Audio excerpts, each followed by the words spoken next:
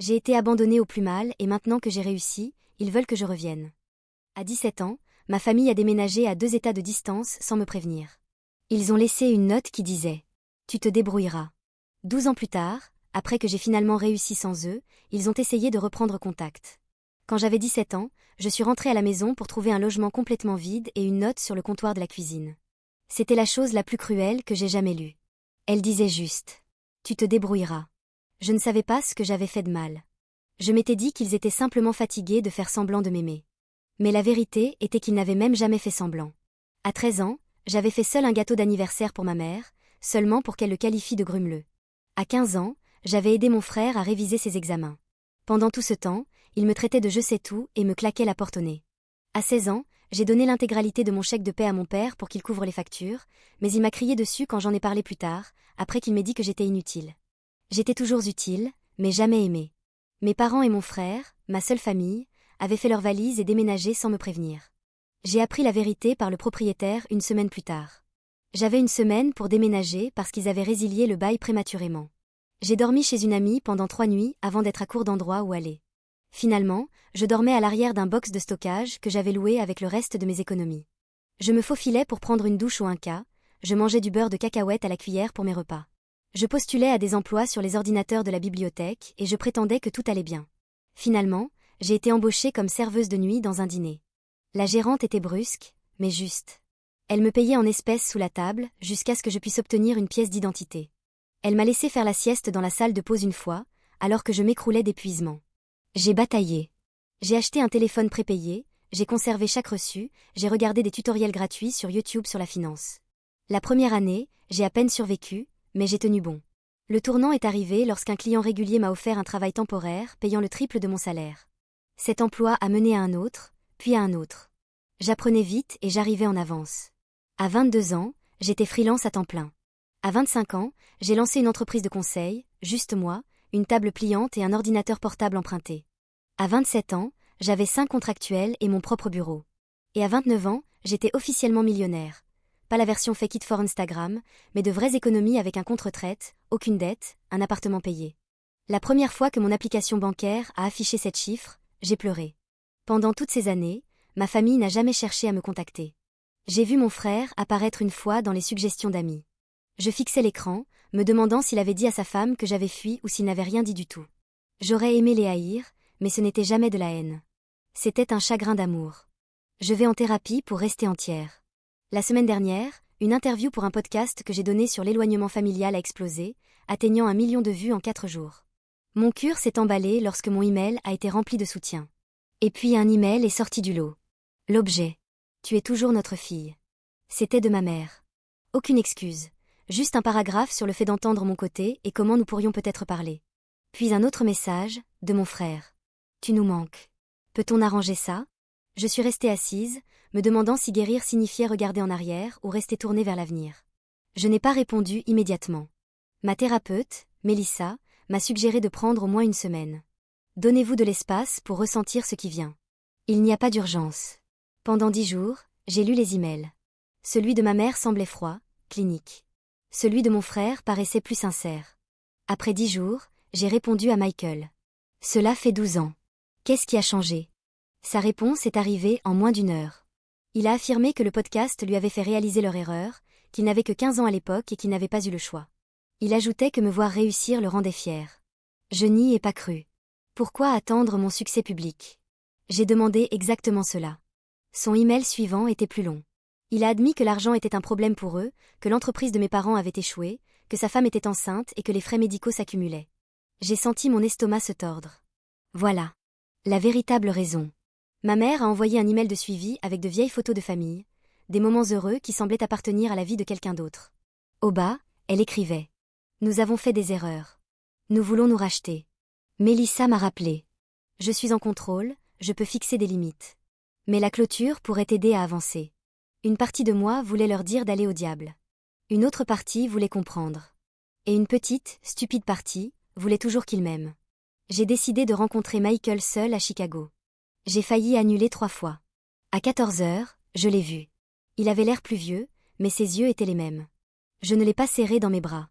Nous nous sommes assis l'un en face de l'autre, comme des étrangers. Après de petites discussions douloureuses, il a commencé. Emma, je suis tellement désolé. J'étais juste un gamin.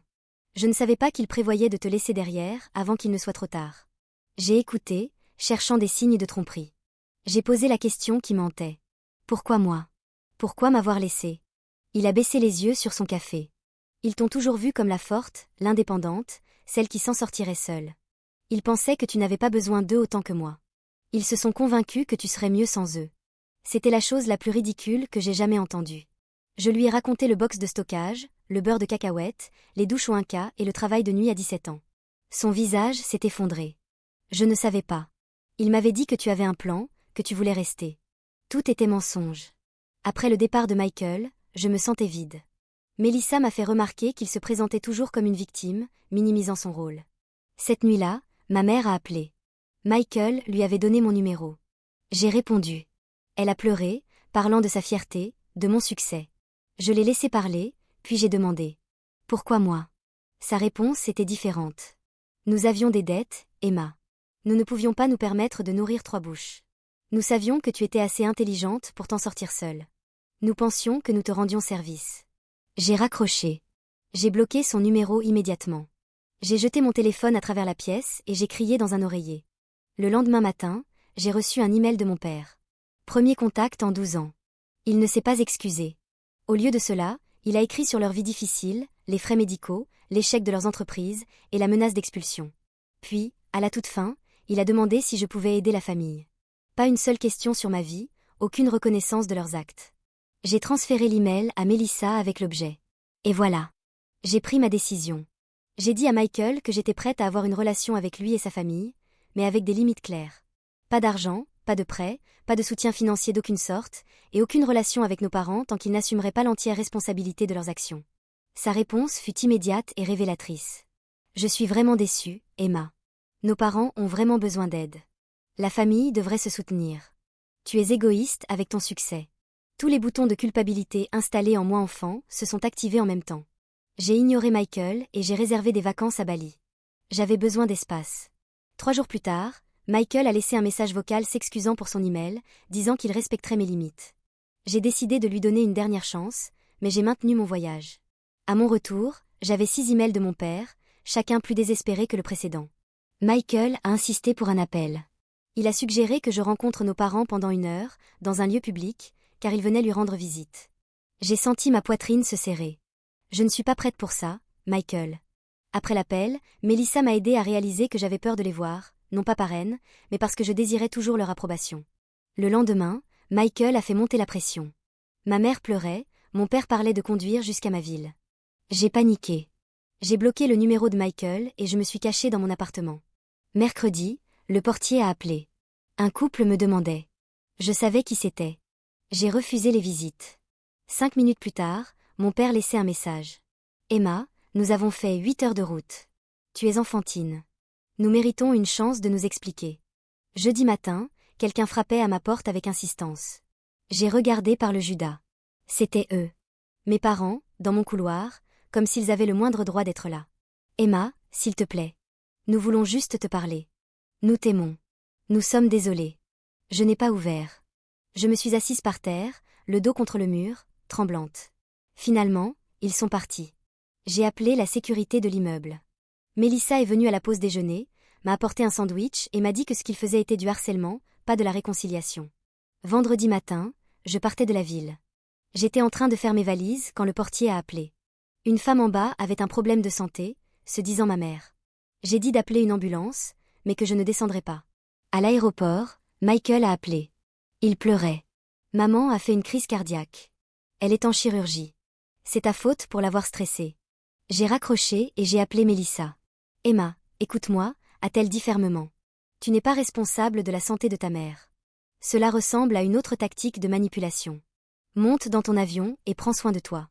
J'ai passé le week-end avec mon amie Rachel, qui m'avait aidée quand j'étais sans abri. Elle était furieuse pour moi. Il ne mérite pas une minute de ton temps. Dimanche soir, mon père m'a envoyé un email.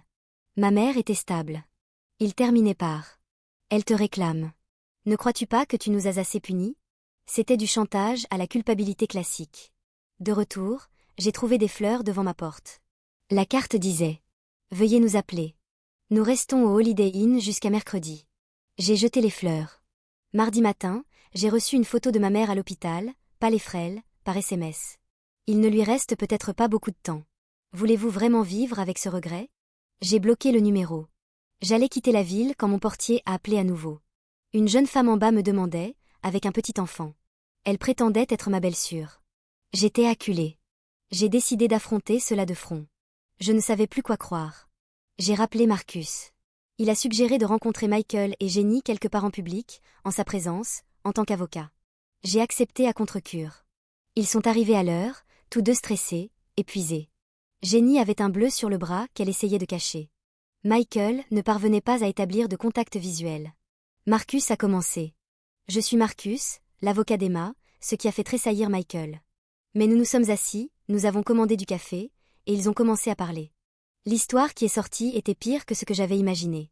Mes parents vivaient au crochet de Michael depuis des années, emménageant et déménageant de chez lui, prenant de l'argent pour des urgences, surveillant ses enfants tout en critiquant son rôle de parent.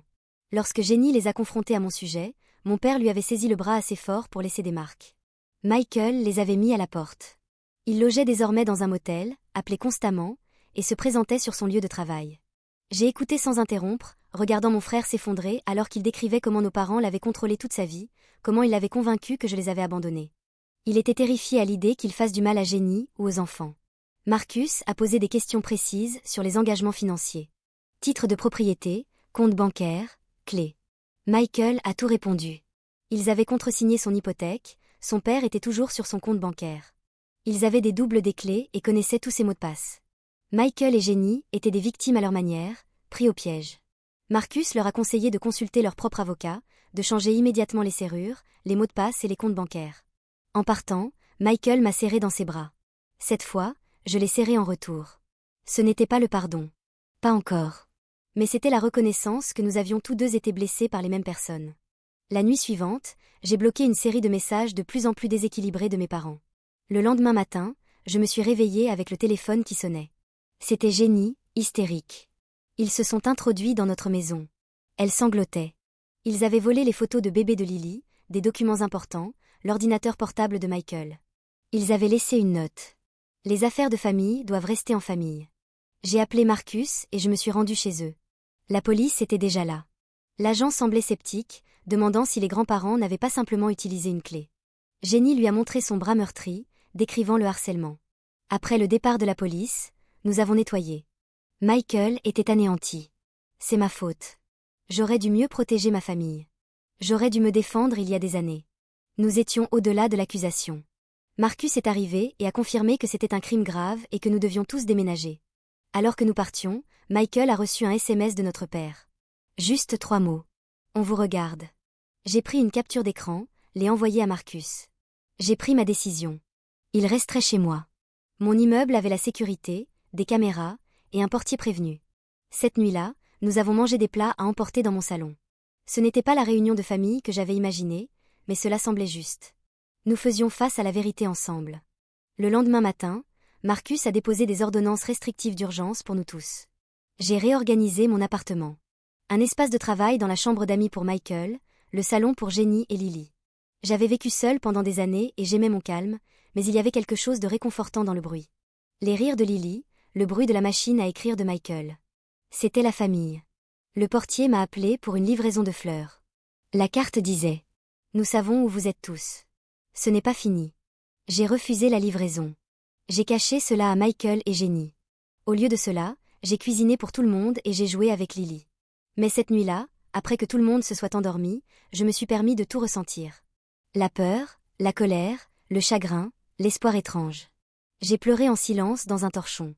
Le matin, Jenny m'a trouvé en train de faire du café. Elle a dit doucement. C'est normal de ne pas aller bien, Emma. Nous avons parlé, et j'ai demandé pourquoi elle m'avait cru au lieu de sa famille qu'elle connaissait depuis des années. Elle a souri tristement. J'ai toujours senti que quelque chose n'allait pas avec tes parents, la façon dont ils contrôlaient Michael.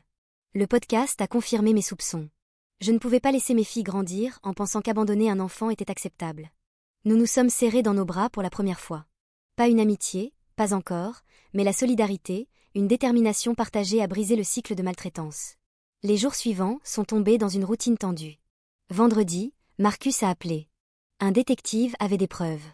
Une vidéo de surveillance montrait la voiture de nos parents, près de la maison de Michael, pendant le cambriolage. L'escalade est venue cette nuit-là.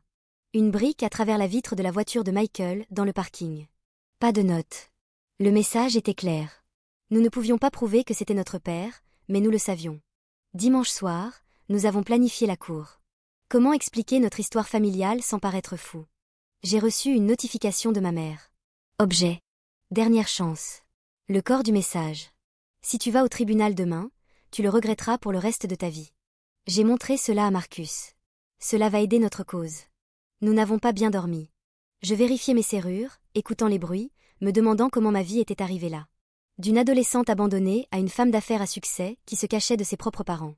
Lundi matin, nous nous sommes rendus au palais de justice. J'ai aperçu mes parents. Ils étaient plus petits, l'air plus fatigués. Ils nous ont regardés passer sans parler. Le juge a appelé notre affaire. Marcus a présenté nos preuves. Le cambriolage, les menaces, la brique. Quand ce fut leur tour, mon père a nié, affirmant qu'ils essayaient juste de se reconnecter et que c'était un malentendu. Le juge les a interrogés sur mon abandon à 17 ans. Mon père a bafouillé quelque chose sur les difficultés financières. L'expression du juge s'est durcie. Après avoir entendu les deux parties, il a accordé nos ordonnances restrictives. 3 ans, aucun contact, aucune approche de nos domiciles ou lieux de travail. Toute violation entraînerait une arrestation immédiate. En sortant, ma mère a juste appelé mon nom, doucement. J'ai continué à marcher. Je sentais un poids se lever. Pas la guérison, mais le début. Michael m'a serré dans ses bras sur les marches du palais de justice. Je suis désolée, Emma. Pour tout. Dans la voiture, j'ai reçu un SMS d'un numéro inconnu. C'était une photo de Lily dans le jardin de son amie, inconsciente d'être observée. En dessous, 4 mots. Ce n'est pas encore fini. J'ai montré le texte à Michael. Son visage est devenu blanc. J'ai appelé Marcus. Il a dit de le lui transférer et de rentrer immédiatement. C'était une violation claire de l'ordonnance. À mon appartement, nous avons trouvé Jenny et Lily. Michael était déterminé.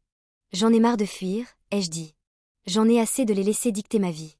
Michael et moi avons veillé. Vers 2 heures du matin, j'ai repéré la vieille Buick de mon père. Il a fait 3 fois le tour du pâté de maison avant de se garer en face, nous faisant savoir qu'il était là. J'ai envoyé les photos à Marcus. Le système légal avait ses limites. Michael et Jenny ont décidé d'aller dans un hôtel. Je suis restée, me sentant étrangement calme. J'ai appelé Mélissa. Elle m'a posé la question fatidique.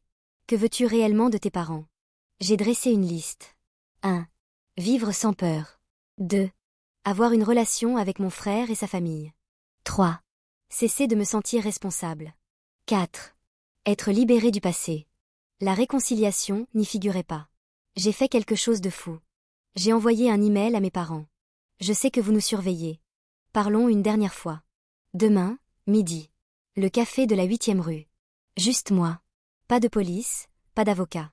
Après ça, vous nous laissez tous tranquilles pour toujours. Mon père a répondu. Sera là. Je suis arrivée au café. Ils sont arrivés exactement à midi. Ils étaient plus fatigués. Je me suis adressée à eux. Je n'ai pas demandé cette réunion pour me réconcilier, ni pour vous donner de l'argent. Je l'ai demandé pour vous faire comprendre une chose. C'est fini. Vous avez perdu. Je leur ai montré les captures d'écran des menaces. J'ai envoyé des copies à tout le monde dans vos vies. Vos frères et sœurs, votre église, vos voisins. Je ne les enverrai pas. Sauf si vous nous contactez à nouveau. Ma mère a pleuré. Nous voulons juste notre famille. Nous avons fait des erreurs. J'ai regardé mon père, qui m'a traité des ingrates. J'ai ri. Pensez-vous vraiment avoir droit à de la gratitude pour avoir fait le strict minimum pendant 17 ans avant de m'abandonner complètement? Je me suis levée. C'est votre dernier avertissement. La prochaine fois que vous violerez l'ordonnance, je ne ferai pas qu'appeler la police. Je ferai en sorte que tout le monde sache qui vous êtes. Ma mère a demandé si je les haïssais. J'ai répondu. Je ne veux pas. Je ne ressens rien pour vous. Vous êtes des étrangers pour moi maintenant, et c'est votre perte, pas la mienne. Je suis sortie, me sentant plus légère que jamais. J'ai rejoint Michael et Jenny à leur hôtel. Michael était soulagé que j'ai fait face. Pendant un mois, il n'y a eu aucun contact de leur part. Michael a trouvé un nouvel emploi près de ma ville. Jenny a inscrit Lily à la maternelle. Ils ont acheté une maison à 20 minutes de mon appartement. Nous dînions ensemble tous les dimanches. Nous construisions de nouvelles traditions. Une nouvelle famille, basée sur le choix plutôt que sur l'obligation. 6 mois après la confrontation, j'ai reçu une lettre de ma mère. Pas d'excuses, juste une reconnaissance. Ils m'avaient profondément blessée, ils avaient échoué en tant que parents, et ils respecteraient l'ordonnance. Je garde la lettre. Non par pardon, mais parce qu'elle représente ma liberté de définir ma famille selon mes propres termes. La semaine dernière, c'était le 4e anniversaire de Lily. Nous l'avons fêté dans mon appartement. Michael faisait des grillades sur mon balcon. L'appartement, autrefois si vide, était rempli de vie et d'amour. J'ai pensé à cette note il y a 12 ans. Tu te débrouilleras. J'y suis arrivée, mais pas comme il l'entendait. J'ai compris ce que l'amour devrait être. Je ne suis plus définie par ce qu'ils m'ont fait. Je suis définie par ce que j'ai construit après, par la personne que j'ai choisi de devenir, par la famille que j'ai choisi de créer. Fin.